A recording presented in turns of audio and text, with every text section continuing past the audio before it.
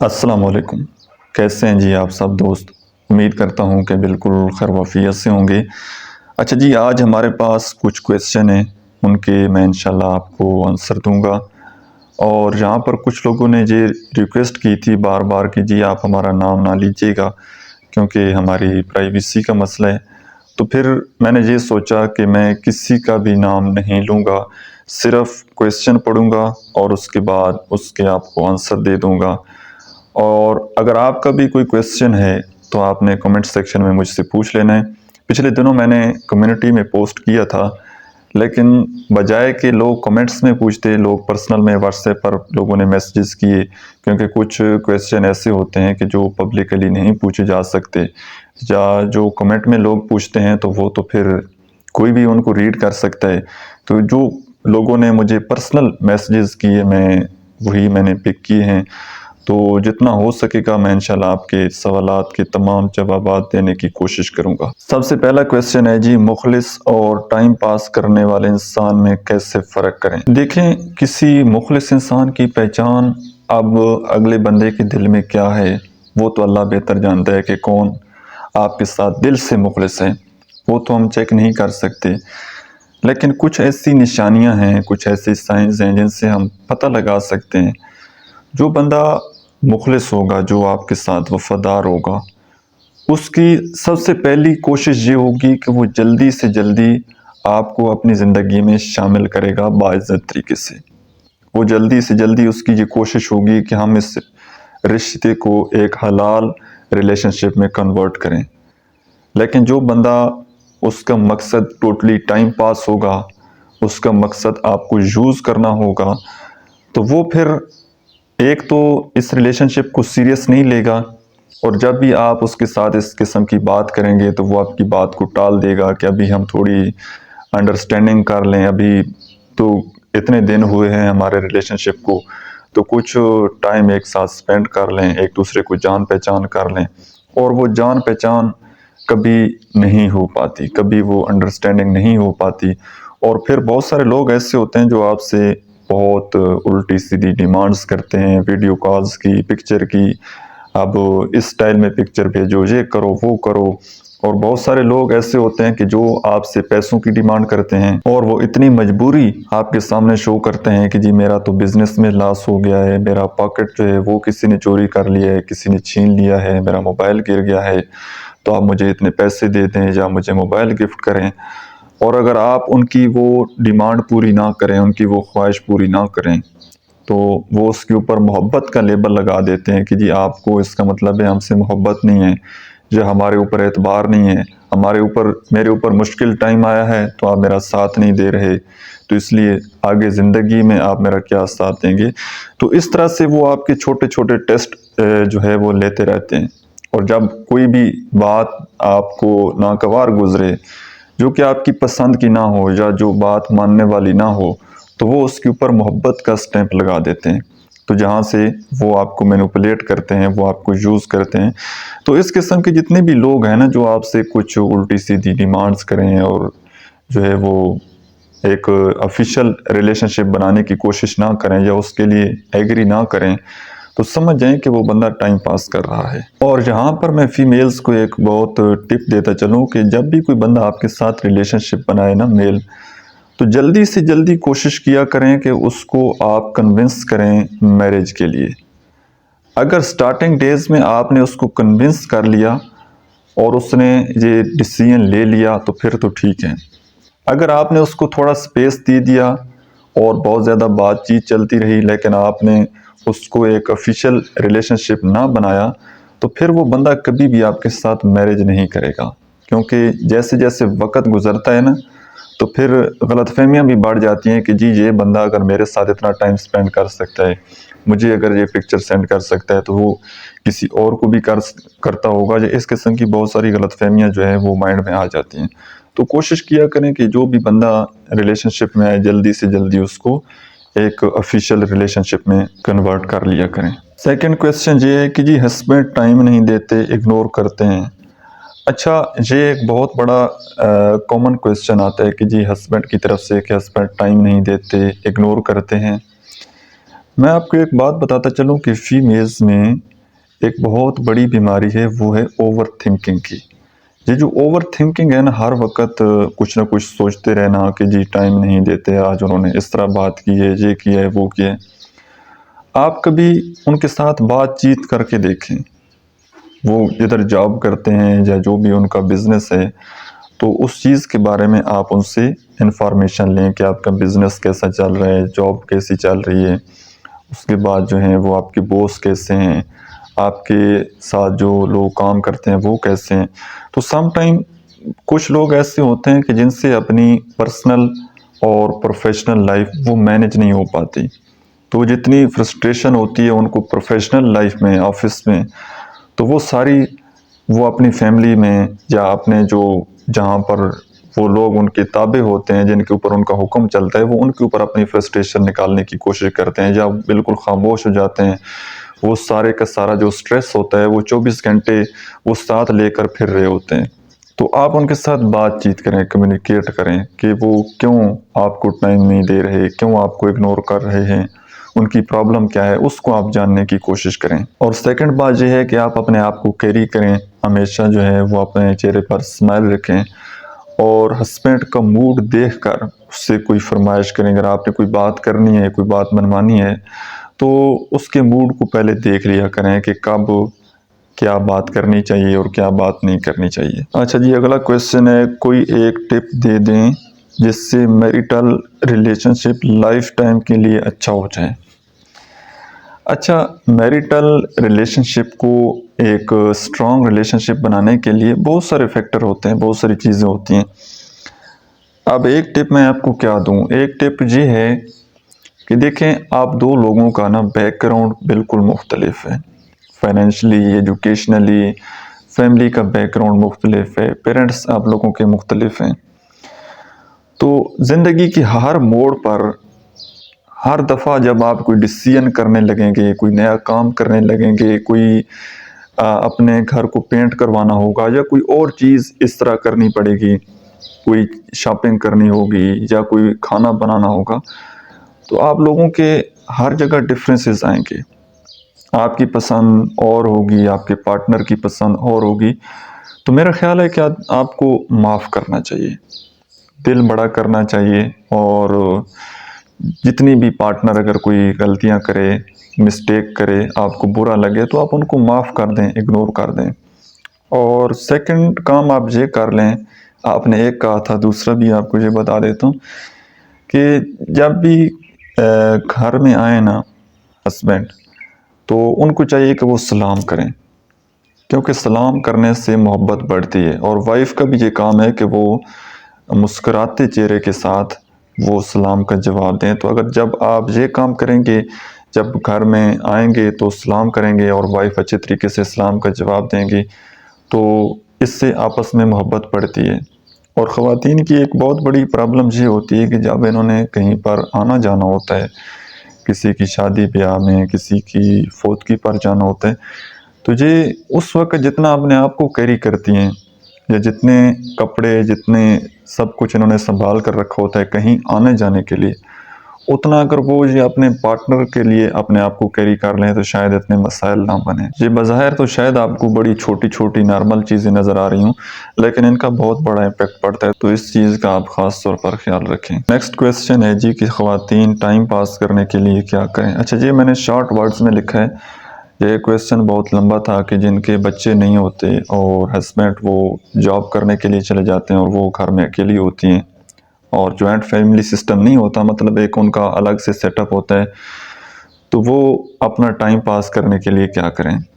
अच्छा देखें, आज से कुछ अर्सा पहले और शायद आज भी कई ऐसी ख़वातीन मौजूद हैं कि जो सिलाई कढ़ाई का काम करती हैं।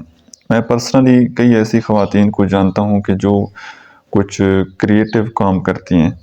जैसे कि आजकल गर्मियों का सीज़न चल रहा है, तो ये जो हाथ से चलने वाले फैंस होते हैं ना, उनके ऊपर वो कवर बड़े अच्छे तरीके से डिज़ाइनिंग करके और उनके साथ मोती और इस तरह की डिफरेंट चीज़ें लगाकर, तो वो खुद अपने घर में उनको मतलब डिज़ाइन करते हैं।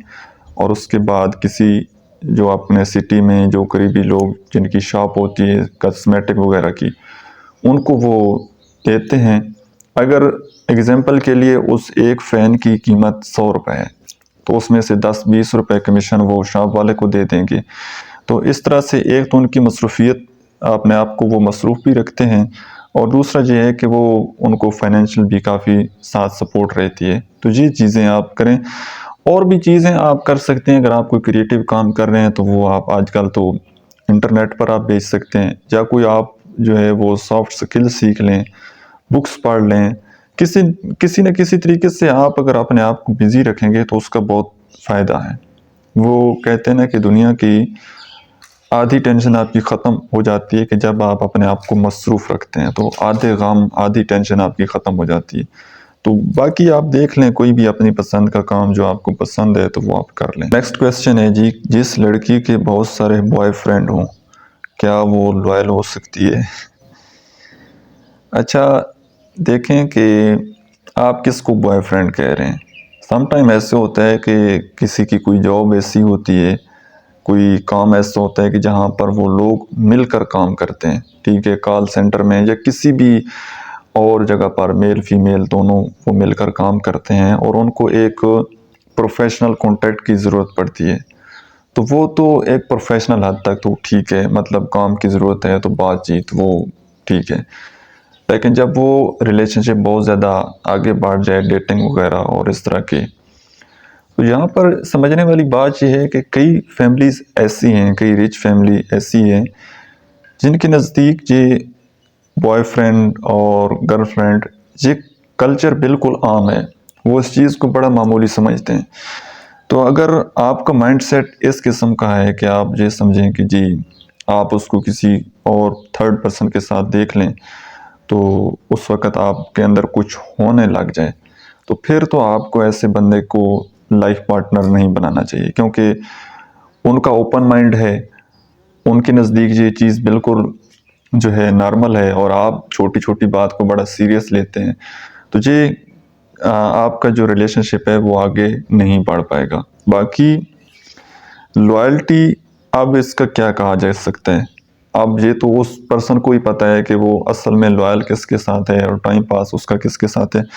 बाकी ये कोई अच्छा काम नहीं है, ये जो बहुत ज़्यादा बॉयफ्रेंड बनाना और इस तरह की, ये एक सोसाइटी को भी देखा जाए तो उसमें भी एक बड़ा अपनी रिस्पेक्ट जो है वो ख़त्म हो जाती है कि इसके बहुत सारे बॉयफ्रेंड हैं, क्योंकि बद से बदनाम बुरा होता है। जिस आदमी के बारे में ये हवा चल जाए, उसका करेक्टर इस तरह का बिल्ट हो जाए कि ये इनका जो है बॉयफ्रेंड और इस किस्म की, तो फिर वो आगे लाइफ में बहुत सारी प्रॉब्लम को फेस करना पड़ता है। और एक बात और यहाँ पर जो मेरा एक्सपीरियंस है, जो मैंने लोगों को देखा है, तो बहुत सारे लोग ऐसे हैं कि जिनको जब इस किस्म की लत लग जाती है ना, इस किस्म की आदत पड़ जाती है अपोजिट जेंडर के साथ बातचीत करने की, तो वो आदत बड़ी मुश्किल से ही मतलब छूटती है। अगर तो उनकी ज़िंदगी में कोई ऐसा पार्टनर आ जाए जो कि जिसके साथ उनकी अच्छी ट्यूनिंग हो, तो फिर तो वो आदत छूट सकती है। अदरवाइज़ बहुत सारे लोग ऐसे हैं कि जिनके आगे बच्चे भी हो जाते हैं, लेकिन फिर भी वो आदत उनकी जाती नहीं। आदत कोई भी है, अगर आप प्रॉपर उसके ऊपर वर्क नहीं करेंगे, उस आदत को ख़त्म नहीं करेंगे, तो वो उसकी जड़ें मजबूत हो जाती हैं, और फिर उस आदत को छोड़ना उतना ज़्यादा जो है वो मुश्किल हो जाता है। नेक्स्ट क्वेश्चन है जी, हर वक्त उस इंसान की याद आती है, उसको अपने माइंड से कैसे निकालें? देखें, माइंड का जो है ना, माइंड का अपना माइंड कोई नहीं होता। आपके माइंड में कोई एक ख्याल आता है, कोई एक बात आती है, कोई एक पर्सन आता है, फिर आप जितना उसको लिफ्ट करवाते हैं ना, जितना उसके बारे में सोचते हैं, फिर वो उतना उतना जो है वो आपके माइंड में उसकी वैल्यू वो बढ़ती चली जाती है। तो आप अगर किसी इंसान को भूलना चाहते हैं, या जो आप चाहते हैं कि ये इंसान आपके लिए ठीक नहीं है या ठीक है, तो हर वक्त जो सोच चलती रहती है, तो पहली बात तो ये है कि आप अपने ख्याल को उस वक्त, जब भी आपके माइंड में उसका ख्याल आए, तो उसको इतनी ज़्यादा लिफ्ट ना करवाएं। किसी टाइम हो जाए तो वो तो एक अलग बात है, लेकिन 24 घंटे ही अगर इस तरह की सिचुएशन चलती है, तो ये कोई नॉर्मल सिचुएशन नहीं है। इसका बेहतर तो ये है कि आप किसी अच्छे साइकेट्रिस्ट के पास चेक करवाएं, कि आपके माइंड में हर वक्त जो है इस तरह की सोचें वगैरह चलती रहती हैं। आप अपने माइंड को किसी और जगह पर मसरूफ़ करके, किसी और काम में दिलचस्पी लेकर आप इस आदत से छुटकारा पा सकते हैं। बाकी एक्सरसाइज वगैरह करें और बुक्स रीडिंग करें, कोशिश करें कि कोई नई चीज़ देखें, कोई नई चीज़ सुनें, तो फिर इससे आदमी का ख्याल हट जाता है। क्योंकि ख्याल वहीं से बनता है कि जो जिस चीज़ के बारे में आदमी सोचता है या जो देखता है या जो सुनता है, तो जिस किस्म का डाटा आप अपने माइंड में डालेंगे उसी के बारे में भी इसमें सोचना है।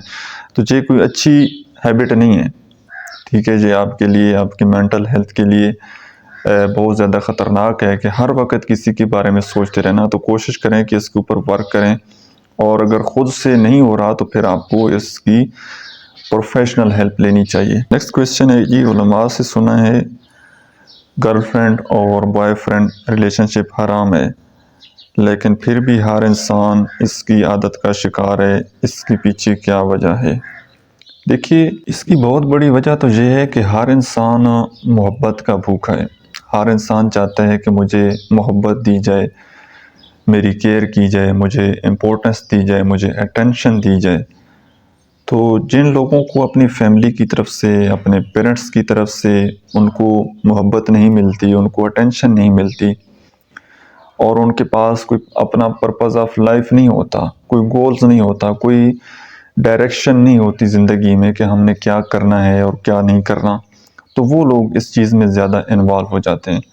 अगर देखा जाए तो सारे अखराजात वो फैमिली उठा रही होती है, पेरेंट्स उठा रहे होते हैं, लेकिन एक नीड जो वो पूरी नहीं होती उनकी फैमिली से सम टाइम, वो इमोशनल नीड है। उनको सुना नहीं जाता, उनको इतनी अटेंशन नहीं दी जाती, जिस वजह से ये मतलब बहुत ज़्यादा बढ़ रहे हैं इस तरह के रिलेशनशिप। बाकी मीडिया ये कसूरवार है, हमारे ड्रामों में इस तरह के जो है वो बड़ा हल्का लिया जाता है इस काम को।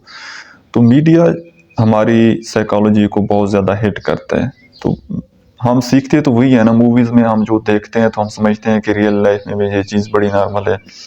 तो इस वजह से ये कल्चर आम होता चला जा रहा है। बाकी ये है कि टाइम पर मैरिज नहीं हो रही, पेरेंट्स जो हैं वो कोशिश करते हैं कि जो उनके बच्चे कमा रहे हैं तो वो उनको जो है वो खाएं, और डिमांड्स इतनी बढ़ जाती हैं कि किसी के मेयार पर पूरा उतरने के लिए, उनकी डिमांड्स पूरा करने के लिए मेल्स की तरफ से भी, फीमेल्स की तरफ से भी, तो ये मैरिज को हमने बहुत ज़्यादा मुश्किल बना लिया है। तो लोगों को ये काम आसान लगता है, जिसकी वजह से उनकी रग़बत इस तरफ से बढ़ रही है। तो इसका प्रॉपर सलूशन ये है कि एक तो टाइम पर मैरिजेस हो जानी चाहिए, और सेकंड ये है कि पेरेंट्स को चाहिए कि वो अपने बच्चों को अटेंशन दें, मोहब्बत दें, उनके साथ टाइम स्पेंड करें, ताकि वो किसी और की तरफ उनका ध्यान ना जाए। नेक्स्ट क्वेश्चन है जी, मोहब्बत में धोखा लड़की देती है या लड़का? देखें, मेरा ख्याल है कि धोखा इसका जेंडर के साथ कोई ताल्लुक़ नहीं है। कई दफ़ा ऐसे होता है कि लड़का धोखा दे जाता है, कई दफ़ा ऐसे होता है कि लड़की धोखा दे जाती है। इसमें यह होता है कि एक बंदे को ना पता लग जाता है कि मेरा इस बंदे के साथ ज़िंदगी गुजारना बड़ा मुश्किल है। फिर वो क्या करता है कि वो इस बंदे के साथ भी रिलेशनशिप रखता है, इस बंदे को भी धोखे में रखता है, और अपनी तलाश जो है वो शुरू कर देता है। तलाश शुरू करता है कि जो बंदा फिर उस जैसा हो, उसके साथ उसकी पर्सनैलिटी मैच करती हो। तो जैसे ही उनको वो थर्ड पर्सन मिलता है तो इसको वो छोड़ देते हैं और उसको वो अपना लेते हैं। तो सम टाइम तो इस तरह होता है, लोग चीट कर रहे होते हैं, वो टोटली जिस नाम को जिसको मोहब्बत का नाम दे रहे होते हैं, वो टोटली टाइम पास होता है। उनको पता होता है कि इसके साथ हमने ना तो मैरिज करनी है, ना ही ज़िंदगी गुजारनी है, बस वो टाइम पास के लिए उसके साथ रिलेशनशिप होता है, और जैसे ही उनकी ज़िंदगी में कोई और इंसान आता है तो वो फ़ौरन छोड़ जाते हैं। और दूसरी वजह ये भी होती है कि कई दफ़ा केसेस ऐसे होते हैं कि दोनों में से कोई भी चीट नहीं करता। फैमिली की तरफ से इतना प्रेशराइज़ किया जाता है, फैमिली की तरफ से इमोशनली इतना ब्लैकमेल किया जाता है कि ना तो लड़का वो स्टैंड ले सकता है, और ना जो है वो लड़की वो स्टैंड ले सकती है। तो उन दोनों को बड़ी एक दूसरे के साथ मुशावरत करके जुदा होना पड़ता है। तो वो इस तरह की बहुत सारे फैक्टर हैं। बहरहाल जेंडर से इसका कोई ताल्लुक़ नहीं है। अगला क्वेश्चन है जी, शादी से पहले लड़की में क्या देखना चाहिए? क्या देखना चाहिए? इंसानियत देखनी चाहिए, इंसान हो। बाकी ये जो है कि हम ज़ात बिरादरी के पीछे पड़ जाते हैं कि जी हमारे ख़ानदान में से हो, या एक जो हम अपना स्टैंडर्ड जो है वो अपने माइंड में बना लेते हैं, जिस तरह ड्रामों में दिखाया जाता है कि जी उसकी इस तरह की आँखें हों, इतनी उसकी हाइट हो, ये हो वो हो, एक जो है वो रिच फैमिली से उसका ताल्लुक़ हो। तो इस तरह की जो डिमांड्स हैं वो हमें अपने माइंड से एक दफ़ा हटा लेनी चाहिए, क्योंकि ड्रामों की लाइफ और रियल लाइफ इसमें बहुत ज़्यादा फ़र्क है। अगर इसको इस्लामिक पॉइंट ऑफ व्यू से देखा जाए तो जिस तरह वो मफ़हूम हदीस भी है कि लोग क्या देखते हैं कि वो उसका ख़ानदान देखते हैं, उसके बाद उसकी माली हैसियत देखते हैं, हसब नसब देखते हैं, फिर उसकी खूबसूरती देखते हैं, और आप में से बेहतर वो है कि जो उसका दीन देखे। तो दीन देखना चाहिए और उसके बाद फिर जो है वो अपने आप को देखना चाहिए, अपनी फैमिली को देखना चाहिए।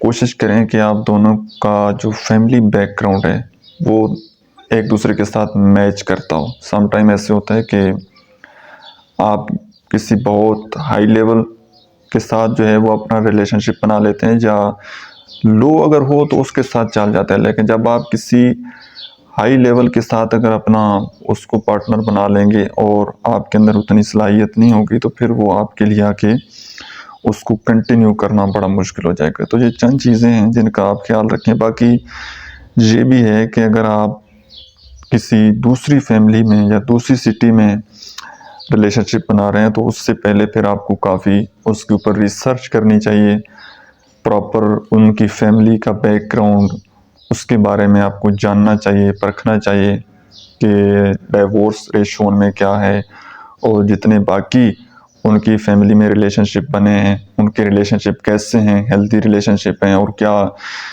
कुछ चीज़ें हैं, तो वो आपको बड़ा अच्छा उनका फैमिली बैकग्राउंड जब आप देखेंगे तो अगर कोई डाइवोर्स रेशो उनमें ज़्यादा हो तो फिर आप कोशिश करें कि उनसे अवॉइड करें, या कोई और इस किस्म का फॉल्ट हो तो फिर आपको उससे अवॉइड करनी चाहिए। बहरहाल अच्छी तरीके से परखना चाहिए, इसमें जल्दी नहीं करनी चाहिए, क्योंकि आपने एक दिन या एक साल ज़िंदगी का नहीं गुजारना, बल्कि आपने ज़िंदगी के 40-50 साल किसी इंसान के साथ गुजारने हैं।